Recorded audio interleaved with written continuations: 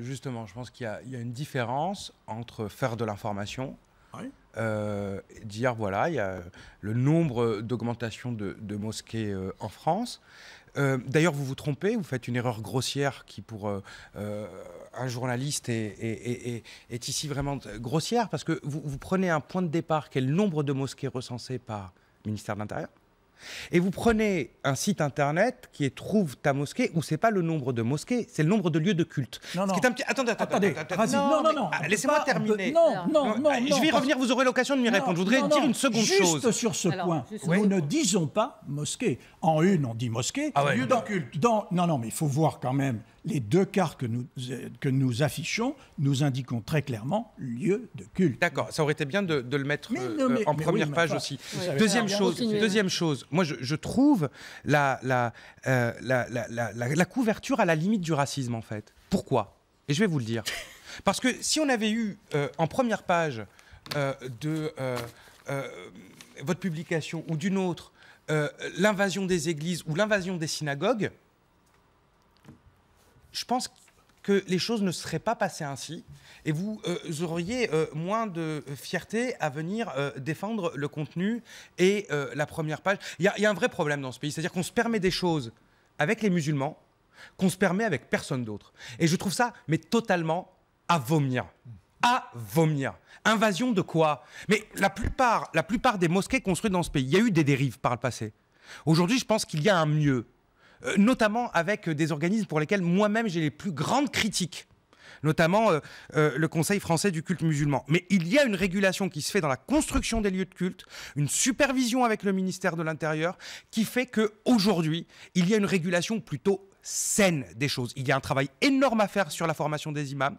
Vous savez, dans les années 60, les musulmans, ils priaient sur la chaîne de production à Boulogne-Billancourt. Ils priaient sur site. Ils étaient des milliers à arrêter la machine, d'accord? Et la machine s'arrêtait, et la chaîne s'arrêtait, et ils étaient des milliers à faire la prière. Donc oui, il y a aussi un phénomène de rattrapage. Maintenant, moi, je souhaiterais qu'on discute des vrais sujets. Il y a des problèmes sur l'extrémisme, sur le fondamentalisme, sur le terrorisme, sur des dérives qui, à la limite, n'ont même rien à voir avec l'islam, mais avec des dérives sectaires en tant que telles, d'obédience. La secte, qu'elle soit chrétienne, juive, musulmane, etc., c'est avant tout une secte avant d'être rattachée à l'islam. Et je trouve que le terme invasion, alors que 90%, 99% des mosquées de ce pays sont portées, construites, financées par des Français.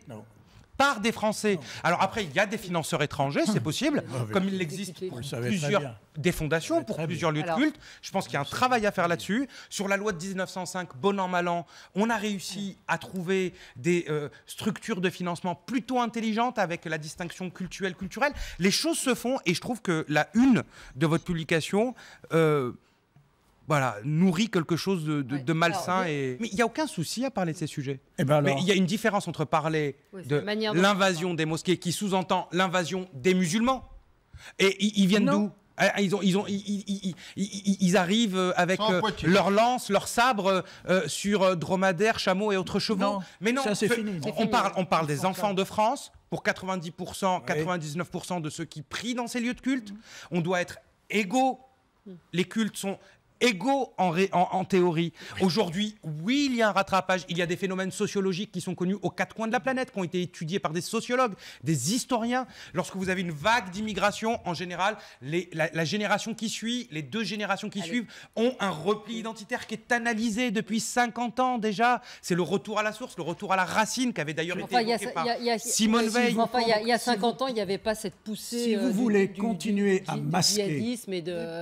C'est différent. Mais bien entendu. Il ne faut pas en parler. On parle de plusieurs millions de personnes. On parle de plusieurs millions de personnes, de millions de Français dans notre pays.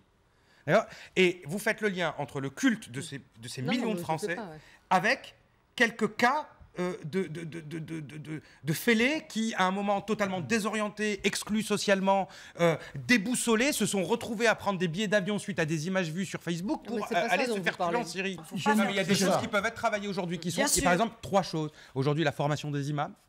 on n'est pas allé assez loin. C'est pas satisfaisant ce qu'il y a aujourd'hui. Mais ça ne regarde pas l'État. Ça ne regarde pas l'État. Mais en même temps, l'État s'est mêlé quand même de la constitution du CFCM, du Conseil français du culte musulman, qui aujourd'hui ne satisfait pas un grand nombre de musulmans dans ce pays. C'est-à-dire qu'on a une situation de blocage dans la représentativité qui est malsaine et qui donc empêche l'impulsion. Et 3, avoir aussi le développement de secteurs dans le domaine de l'éducation populaire, dans le domaine du développement aussi des écoles. Aujourd'hui, on a un blocage là-dessus, donc on a des voies alternatives qui sont prises et qui sortent de toute régulation musulmane.